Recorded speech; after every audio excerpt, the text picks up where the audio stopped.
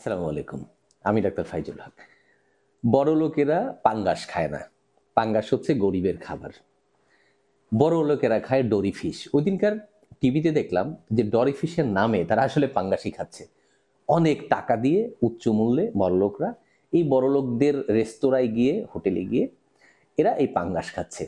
বাজারে বড়, বড় যে পাঙ্গাস আছে এগুলো কেটে, কেটে ভিতরের যে কাঁটা আছে ফেলে দিয়ে বিভিন্নভাবে প্রসেস-টসেস করে এরা ডরি ফিশ হিসাবে বিক্রি করছে। যাই হোক, আমরা সচেতন হব। আমরা মধ্যবিত্ত মানুষ, আমাদের পাঙ্গাস দরকার, তাই না? এখন আসি, পাঙ্গাস যারা নাক ছিটকান তারাও কিন্তু পাঙ্গাস খায়। আমি জাস্ট এই তথ্যটা বলছি। পাঙ্গাস অনেক উপকারী একটা মাছ। প্রোটিনের খুব ভালো একটা উৎস। এর এর এর মধ্যে আছে বাচ্চাদের জন্য সবচেয়ে ভালো কেন বলি?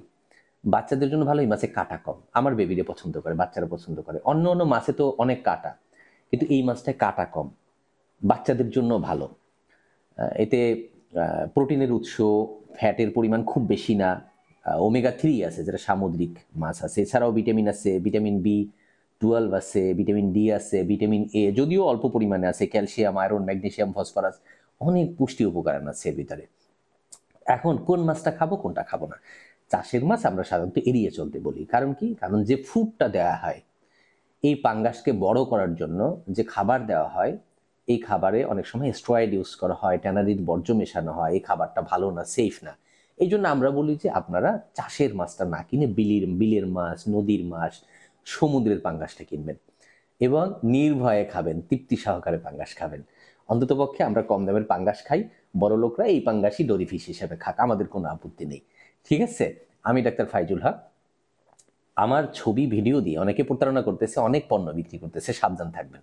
আমার মাত্র 2টা মোবাইল নাম্বার, 01712859950, 01972859950। এছাড়া আমার কোনো নাম্বার নাই। আর একটা কথা বলি, ডরি ফিশ আর পাঙ্গাস এক না। ঠিক আছে? বড় লোকরা ধরা খাচ্ছে এই পাঙ্গাসকে ডরি ফিশ হিসাবে খেয়ে। আল্লাহ হাফেজ।